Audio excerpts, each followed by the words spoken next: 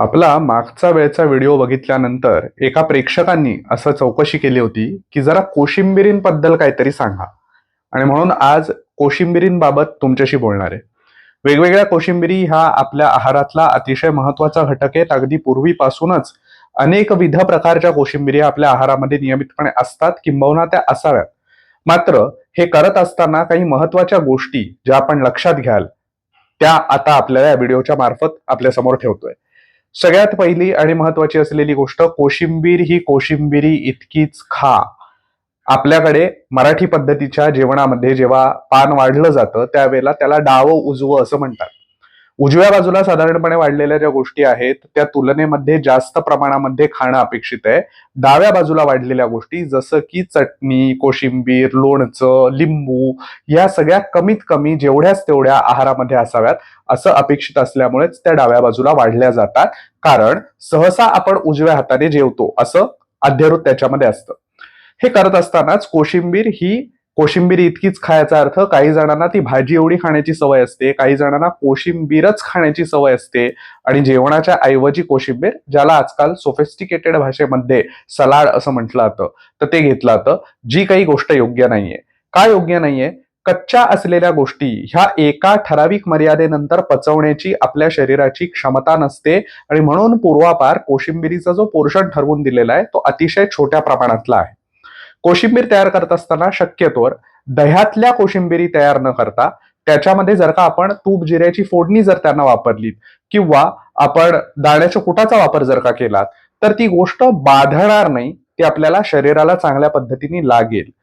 Maximum असलेले कच्च्या भाज्या ज्या आहेत ज्याच्यापासून कोशिंबिरी बनतात या सगळ्या भाज्यांमध्ये जो जलाचा अंश जास्त प्रमाणामध्ये असतो तो आणि दही या दोन्ही गोष्टी एकत्र आल्यावरती ते कफाचे विकार वाढवतात आणि त्यामुळे विशेषतः ज्यांना वारंवार सर्दी होते, अस्थमासारखे त्रास आहेत, सांधेदुखीचा त्रास आहेत, अशा प्रकारच्या लोकांनी शक्यतोवर कोशिंबिरी कमीत कमी जेवणामध्ये असतील याच्याकडे लक्ष द्यावं.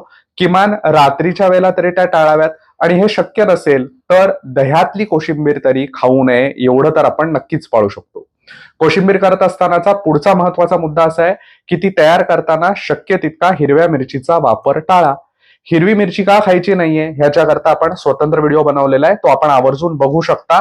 माझ्या युट्यूब चॅनलवरती इथेच अवेलेबल तो आहे. त्यामुळे हिरव्या मिरचीचा वापर न करता लाल तिखटाचा वापर जर का केलात आपण तर जरूर चालेल, काहीच प्रॉब्लेम नाही.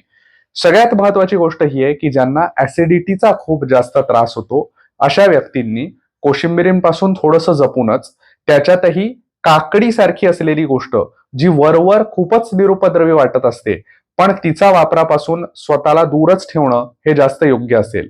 भलेही असं म्हटलं जातं की काकडीमध्ये पाणी असतं त्यामुळे ती शरीराला चांगली, त्याने पित्त कमी होतं, पण या सगळ्या गोष्टी ज्या आहेत ना त्या कोवळ्या काकडीबद्दल सांगितलेल्या आहेत. कोवळ्या गावठी काकड्या ह्या आपल्याला कितपत मिळतात हो, पण हीच काकडी जर जून व्हायला लागली तर त्याच्यामधली क्षारीयता वाढत जाते आणि त्याच्यामुळे अनेक प्रकारचे त्रास होऊ शकतात. म्हणून कोशिंबिरीमध्ये विशेषतः काकडीचा वापर हा टाळा. ज्यांना पोटाचे आजार आहेत, विशेषतः ग्रहणीसारखा आजार आहे किंवा ज्यांना IBS इरिटेबल बाउल सिंड्रोम असं निदान पाश्चात्य वैद्यकाकडून झालेलं आहे, अशाही व्यक्तींनी कच्च्या गोष्टींपासून दूर राहणं चांगलं. त्यातल्या त्यात कोशिंबीर हा देखील त्या बाबतीतला एक पर्याय की ज्यापासून आपण दूर राहा. बाहेर कधी जेवायला गेलात तरी सुद्धा ही काळजी आपल्याला घ्यायची आहे की जे रायता किंवा सलाड ह्या गोष्टी दिलेल्या असतात त्यापासून शक्यतोवर दूरच राहा. कारण कच्च्या गोष्टी आहेत आणि त्याचं धुणं कशा पद्धतीने झालंय, कुठल्या पाण्यात झालंय, धुतलं आहे देखील किंवा नाही, हे सगळेच क्वेश्चन मार्क तिथे आहेत.